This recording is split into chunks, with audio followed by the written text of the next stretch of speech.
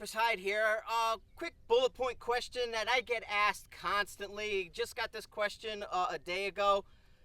I always shoot a 5 to 25 or something pretty close, 5 to 20, 5 to 25 scope.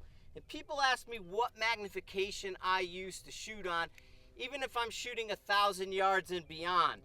When I'm shooting my rifle, I'm shooting at about 18 power. I'm never using it on 25. The only time I'll go to 25 power is 100-yard paper. Something like that. If you're trying to shoot a small dot or a small target on paper, then I might go to 25 power. But my general everyday shooting is done at about 18 power. If I'm shooting in a competition and I'm doing movement, between 12 and 14 power is what I use. I'm not trying to zoom in there. I'm not what I call a magnification whore.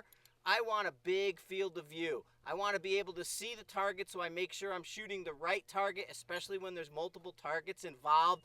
I don't want to get lost in this toilet paper tube, having to waste time finding a target, especially during movement. Positional shooting.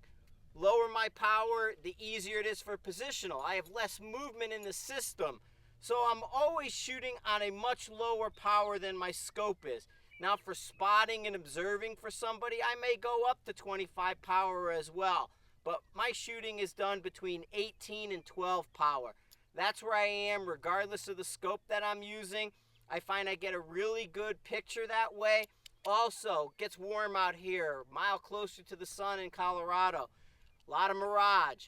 You're going to back your power down to handle mirage better. The lower the power, the less times your magnification, you're magnifying that problem. So if you're trying to shoot something in a heavy, hot day mirage at 25 power, that's a no-go. Bring it down to 12. You'll find it much easier to see the target.